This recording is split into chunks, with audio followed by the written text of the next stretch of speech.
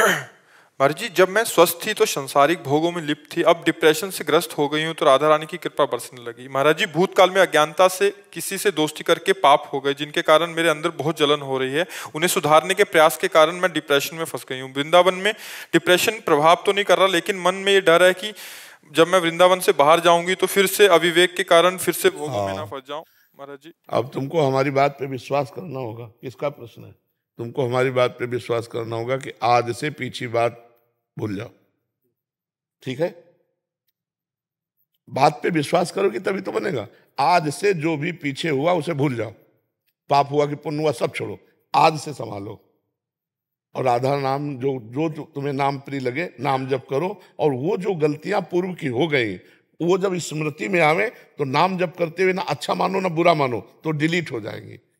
और नाम जप में बड़ी सामर्थ्य, कुछ भी अपराध बन गए हो सब क्षमा हो जाते हैं। देखो हम हैं तो बच्चे हैं, हम सब बच्चे हैं, और भगवान की बड़ी विचित्र माया है, तो हमसे गलती हो सकती है, किसी से भी हो सकती है।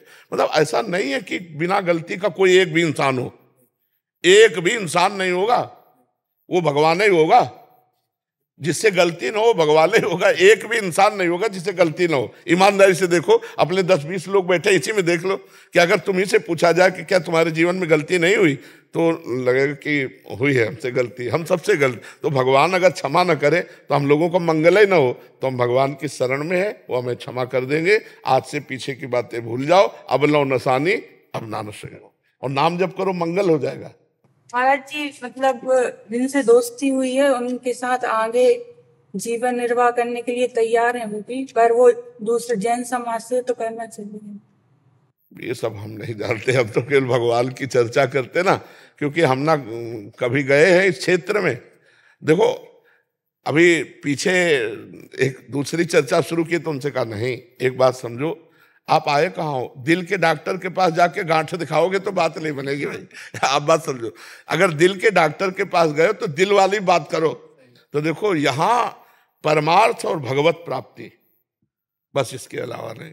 इसके अलावा ना हमको ज्ञान है, क्योंकि बचपन से हम गंगा किनारे एकांत भगवत सेवन करते रहे, हमें व्यवहार का ज्ञान नहीं है।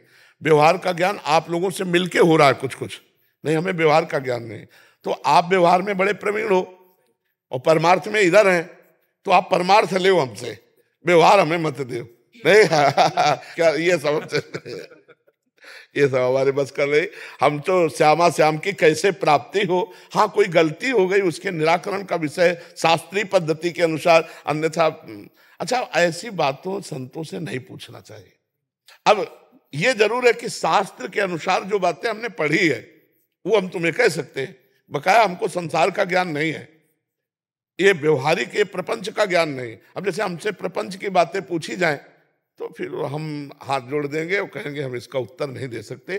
परमार्थ की बात पूछो, क्योंकि आप परमार्थ के पथिक संत समागम करने आए हो ना, तो संत समागम में क्या होता है? हरि कथा, भगवान की बातें। तो भगवान की बातें पूछो, और संसार की जो बातें हैं वो आप खुद जानते हो गलत है कि सही। ईमानदारी से बताओ, सबको पता है कि मैं गलत कदम रख रही हूं या रख रहा हूं, बस उसे वापस कर लो। भगवान सबके हृदय में बैठे हुए हैं, वो हमसे कहने की जरूरत नहीं है, आप खुद देख लो।